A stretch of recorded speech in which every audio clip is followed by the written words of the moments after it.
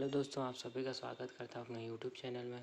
आज हम देखेंगे क्लास 6 साइंस का 4th चैप्टर पदार्थों का पृथक्करण। तो गर्मियों में हमें प्यास बुझाने के लिए नींबू का रस और शक्कर पानी के घोल से शरबत बनाया जाता है। शरबत नींबू का रस तथा पानी और शक्कर का क्या रहता है, मिश्रण रहता है। इस प्रकार अधिक दस्त लगने पर हम क्या करते हैं, शक्कर और नमक के घोल बनाकर पीने की सलाह दी जाती है, जो आजकल हम ORS या जीवन रक्षक घोल के नाम से जानते हैं।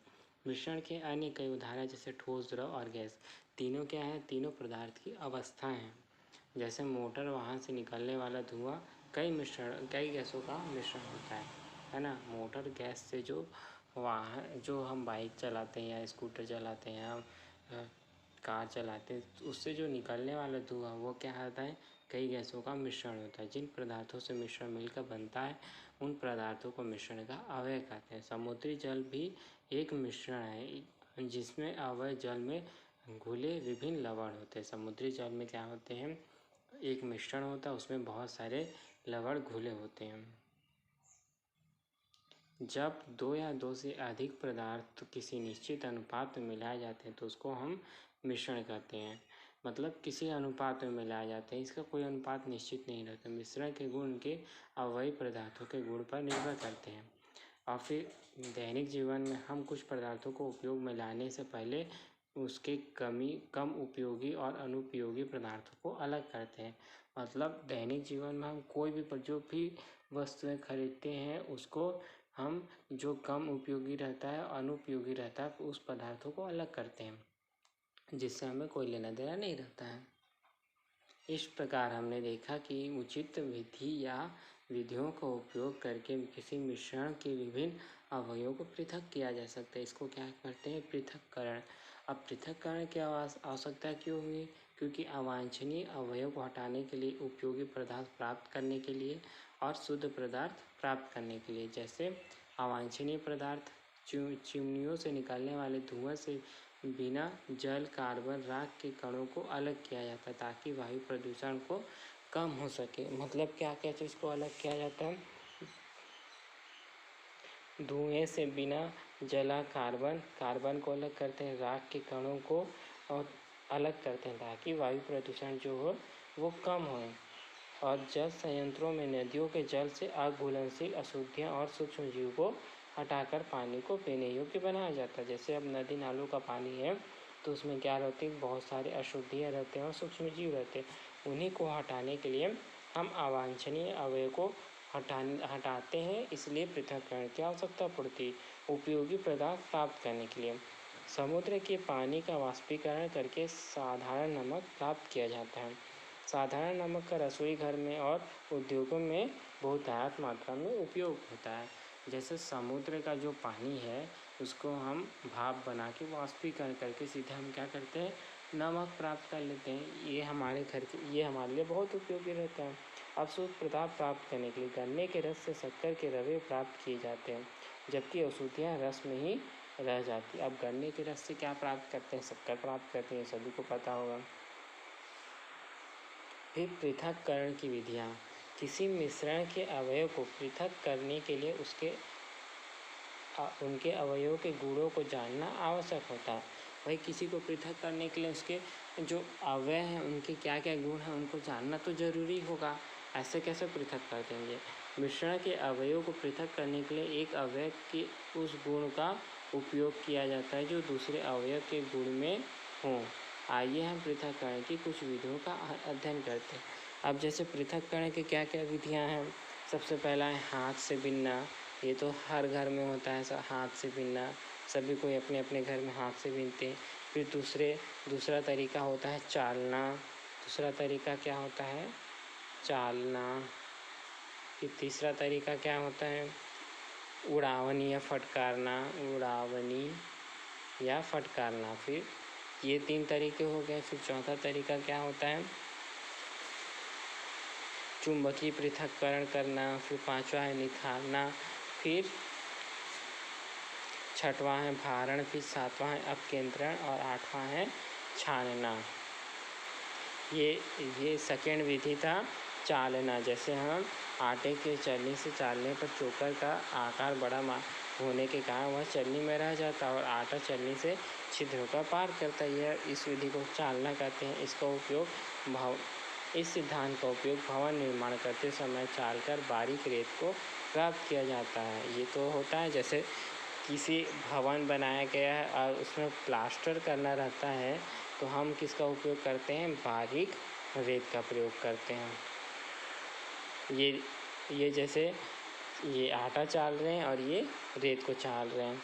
आटा चालने से लाभदायक चोकर आटे से अलग हो जाता है और रोटी बनाने में पूर्ण आटे का चालन उचित नहीं है। फिर उड़ावनी या फटकारना, जैसे इस विधि के द्वारा ये जो मनुष्य है ये जो किसी भी चीज़ को ऊपर से उड़ा रहा है और यहाँ पे हवा के माध्यम से जो इसमें भी अवयव होते हैं वो इधर आ जा रहे हैं और जो शुद्ध पदार्थ है वो यहाँ पे प्राप्त हो जा रहा है। अब ये क्या विधि है, छानना। इस विधि के द्वारा अविलेय ठोस पदार्थ को द्रव से अलग किया जाता है। जैसे हम दूध का उपयोग करते हैं तो उसमें क्या रहते हैं, बहुत सारे कुछ भी कचरा बोल सकते हैं उसमें रहता है, तो हम उसे छन्नी के माध्यम से छान लेते हैं। उसी को क्या बोलते हैं, छानना। छानने की विधि का प्रौद्योगिकी के क्षेत्र में महत्वपूर्ण योगदान है। प्रायः घरों में जल को छानने के लिए फिल्टर का प्रयोग किया जाता है। फिल्टर हम देख रहे थे कि जैसे जो छानने की विधि को देख रहे थे, जो प्रौद्योगिकी के क्षेत्र में महत्वपूर्ण योगदान है। प्रायः घरों में जल को छानने के लिए फिल्टर का प्रयोग किया जाता है। फिल्टर किससे बनते हैं, सिरेमिक के बने एक सरंध्र पात्र से जल को प्रभावित करते हैं। जैसे ये फिल्टर है, ये इसमें सिरेमिक कैंडल लगा हुआ है। अब ये क्या करता है, इस प्रक्रिया में ठोस अशुद्धियाँ कैंडल द्वारा ऊपर ही रुक जाती है और पीने योग्य पानी, मतलब जो ये यहाँ पे जो है अशुद्धियाँ ऊपर रुक जाएंगी और जो शुद्ध पानी है हमें प्राप्त हो जाता है। शहरों में पीने के पानी का वितरण जल संसाधन द्वारा किया जाता है। किसके द्वारा किया जाता है, जल संसाधन। इन जल संसाधनों के लिए अवसादन, निथालना, भारण, छानना की विधियों द्वारा जल के अवांछित अशुद्धियों को अलग किया जाता है। अब ये देखिए दोस्तों, ये क्या बताया जा रहा है कि जैसे हमारे घर में जो नगर पालिकाएँ होती है वो जल को कैसे शुद्ध करके हमारे घर को भेजती है। कई घरों में इस टाइप का नगर पालिका से पानी आता है, तो वो पानी कहाँ से आता है, तो सीधे वो पानी कहाँ से आती है, नदी से पंपिंग स्टेशन में, फिर उसके बाद अवसादन टंकी में, फिर रेत और कंकड़ अलग कर फिर छनेत्र से छान ले जाता है। फिर इसमें क्लोरीन की गोलियाँ डाली जाती हैं। फिर उसको भंडारण हेतु फिर यहाँ पे भंडार करके, मतलब यहाँ से भंडार करके फिर लोगों के पास पहुँचाया। संसाधनों में हानिकारक जीवाणु को हटाने के लिए क्लोरीन का उपयोग किया जाता है। क्लोरीन का उपयोग क्यों करते हैं हम यहाँ पे, मतलब जीवाणुओं को हटाने के लिए। इस प्रकार प्राप्त साफ पेयजल को घरों में वितरित किया जाता है। बड़े शहरों में सेप्टिक टैंक और नालियों से निकलने वाला जल को धातु के बड़े बड़े फिल्टरों से छाना जाता है। अब जो बड़े शहरों में क्या आती, जगहें कम होती है, वहाँ पे सेप्टिक टैंक और जो नालियाँ से पानी निकलता है उसको भी छानते हैं। किससे, बड़े बड़े फिल्टरों से, ताकि अशुद्धियाँ बाहर निकल जाए और नल बंद नहीं होते। हमें कभी भी नालियों में पॉलीथीन की थैलियाँ और घर का कचरा नहीं फेंकना चाहिए। अब क्या है, वाष्पीकरण मतलब जल के जो भाप बनने हैं उसी को क्या बोलते हैं हम, वाष्पीकरण। देखिए जैसे जल के वाष्पीकरण द्वारा साधारण नमक को प्राप्त होता है। जैसे इस बर्तन पात्र में क्या है, मतलब समुद्र का जल, इसमें क्या बहुत सारे लवण हैं। फिर क्या होता है, जब हम इसको गर्म करते हैं स्टोव में या किसी भी चीज़ में, तो ये जो जल वाष्प के रूप में निकल रहा है, इसी को अगर हम ठंडा करेंगे तो यही हमें नमक मिलता है। अब देखते हैं अरावन, नदी, नाले और समुद्र आदि में पानी के वाष्पीकरण होता है। यह वाष्प हल्की होने के कारण ऊपर उठती है तथा ठंडी होकर छोटे छोटे बूंदों के रूप में बादलों का निर्माण करती है। ठीक है, जो बड़ी बूंदें रूपांतरित होकर वर्षा के रूप में पृथ्वी पर आती है, जल चक्र कहलाती है। जल का इस क्रिया से जल का आश्वन होता है। कैसे होता है आश्वन? जो मतलब नदी नाले में जो पानी रहता है वो गर्मी के दिनों में वाष्प हो जाता है।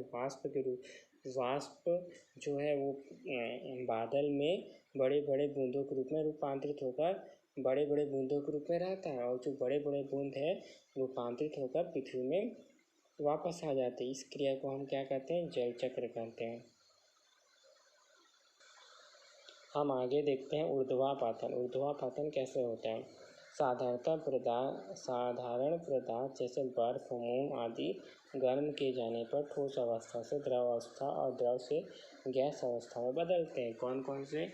जो बर्फ है और मोम है। परंतु हमने देखा होगा कि नौशादार जो अमोनियम क्लोराइड गर्म कर बिना द्रव अवस्था से आकर गैसीय अवस्था में बदल जाता है। जो अमोनियम क्लोराइड है वो डायरेक्ट क्या हो जाता है? ना द्रव नहीं बनता, वो ठोस के रूप में रहता, डायरेक्ट गैस के रूप में। उसकी वाष्प ठंडी होकर बिना द्रव अवस्था आए पुनः ठोस अवस्था में कीप की तरह की सतह पर जम जाती। इस क्रिया को हम क्या कहते हैं? ऊर्ध्वापातन। मतलब कोई भी पदार्थ है वो सीधे सीधे ठोस से सीधे सीधे द्रव में परिवर्तित हो जाती, इसको हम ऊर्ध्वापातन कहते हैं। एक से अधिक विधियों के प्रयोग से पृथक्करण।